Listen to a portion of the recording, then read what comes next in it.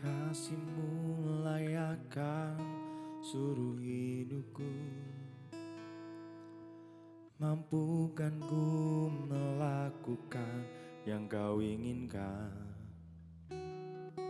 Tak bisa ku terlepas, kau menggenggam tanganku.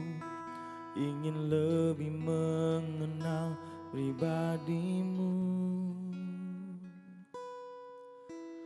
Kasihmu layakkan seluruh hidupku. Mampukan ku melakukan yang kau inginkan.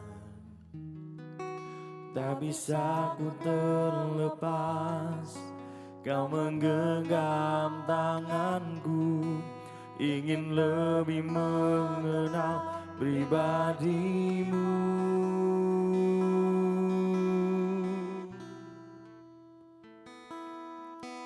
Ku terhubung denganmu,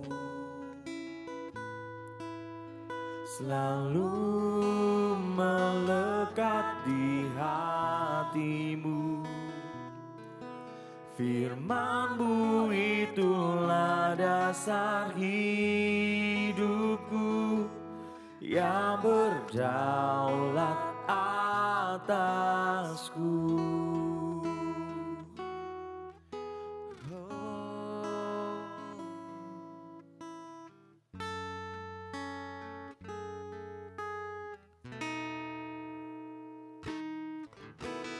Kasihmu layakkan seluruh hidupku.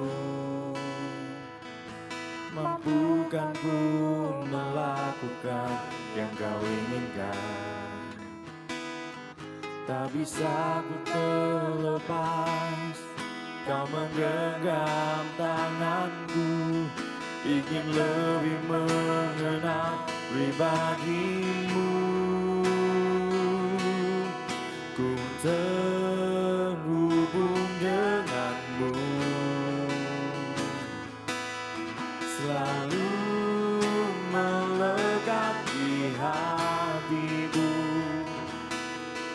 Firman-Mu itulah dasar hidupku, yang berdaulat atasku.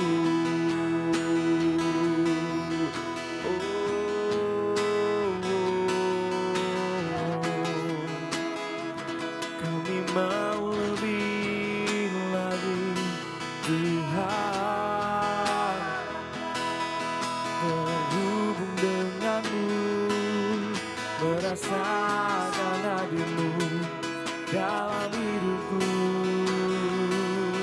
Ku ingin lebih dekat, ku ingin lebih lagi mengenalmu, mengertimu. Yes.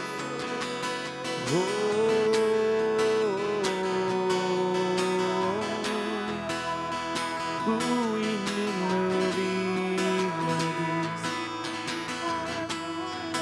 lebih lagi di dalam-Mu, Tuhan. Lebih dalam lagi, terhubung denganmu, merasakan hadir-Mu, mengerti rencana-Mu.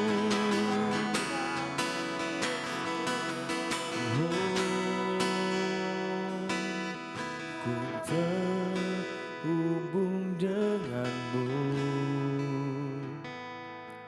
selalu melekat di hatimu. Firman-Mu itulah dasar hidupku, yang berdaulat atasku.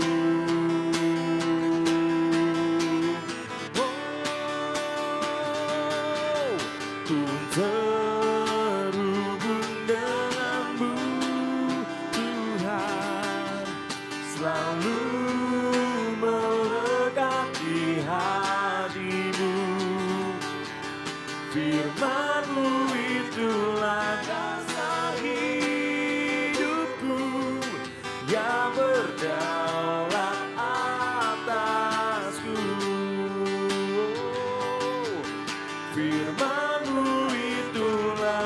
dasar hidupku, yang berdaulat atasku.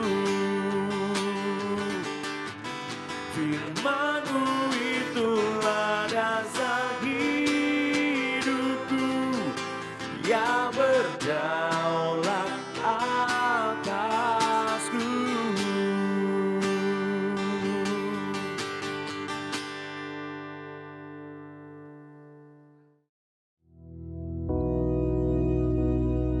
Bapa kami yang di surga, dikuduskanlah nama-Mu, datanglah kerajaan-Mu, jadilah kehendak-Mu di bumi seperti di surga.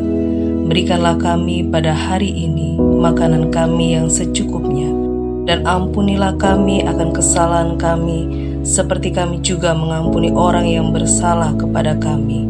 Dan janganlah membawa kami ke dalam pencobaan, tetapi lepaskanlah kami daripada yang jahat. Karena Engkaulah yang empunya kerajaan dan kuasa dan kemuliaan sampai selama-lamanya. Amin.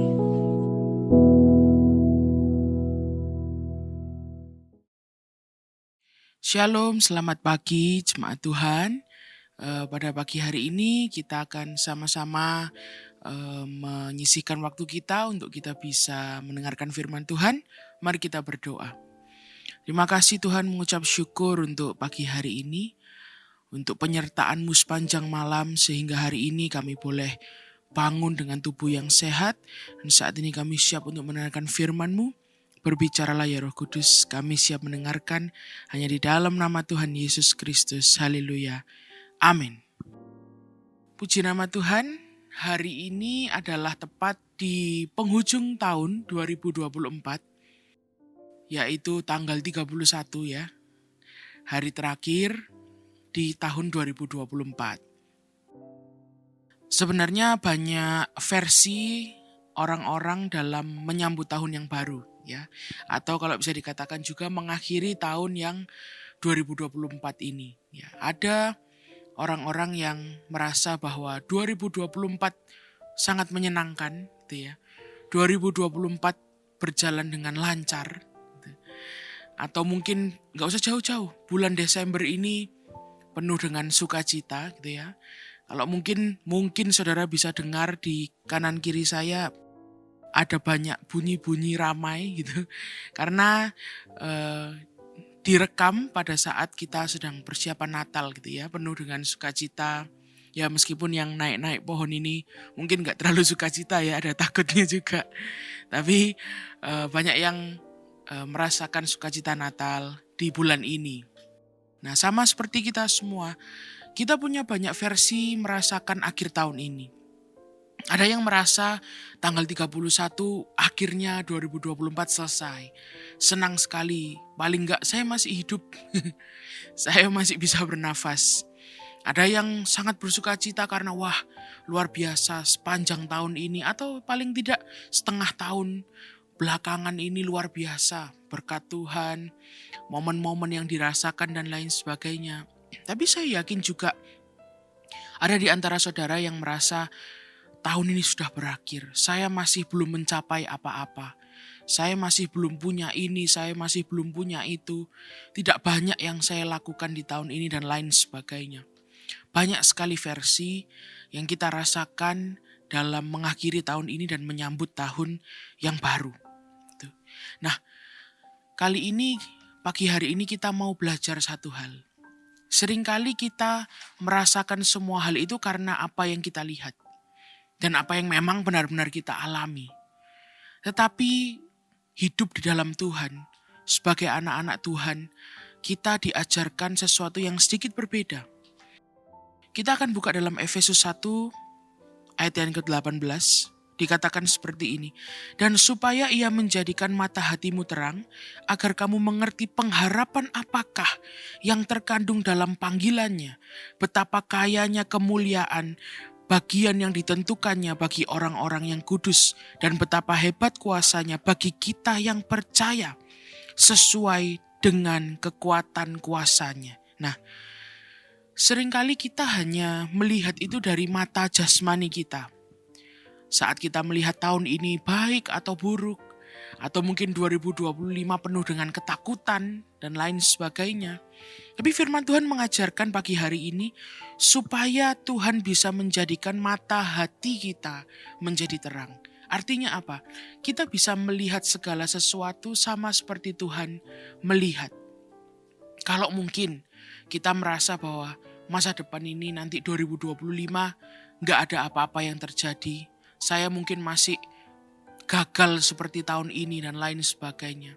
Firman Tuhan mengajarkan, mari kita lihat sama seperti Tuhan melihat kita. Dia sudah memberikan banyak hal dalam hidup kita.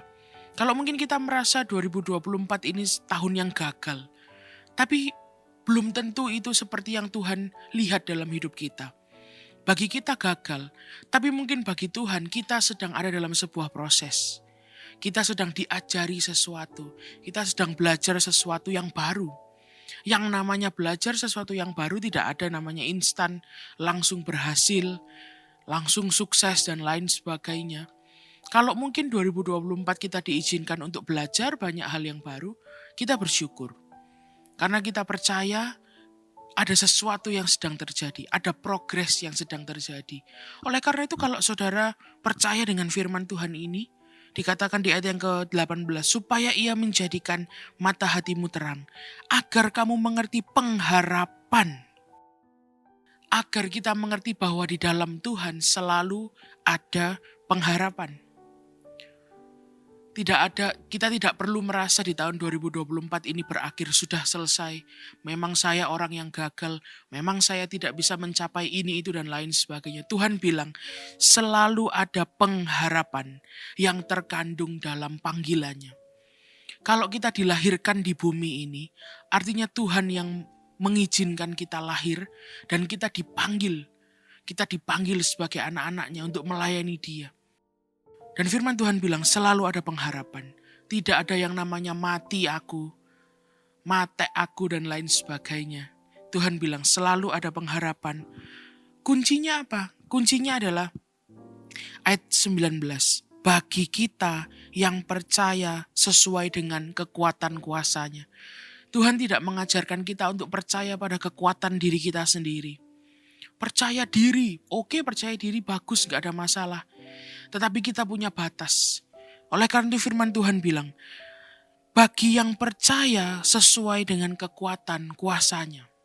Jadi kita percaya, bukan kita percaya bahwa kita bisa, kita harus bisa dan lain sebagainya. Tetapi kita percaya pada Tuhan. Kita percaya pada kekuatan kuasa Tuhan yang mampu membawa kita dari kemenangan sampai kemenangan. Kuncinya apa? Bagaimana caranya supaya mata hati kita menjadi terang? Supaya kita bisa melihat tidak dengan mata jasmani kita. Supaya kita bisa punya pengharapan. Kuncinya ada di ayat sebelumnya.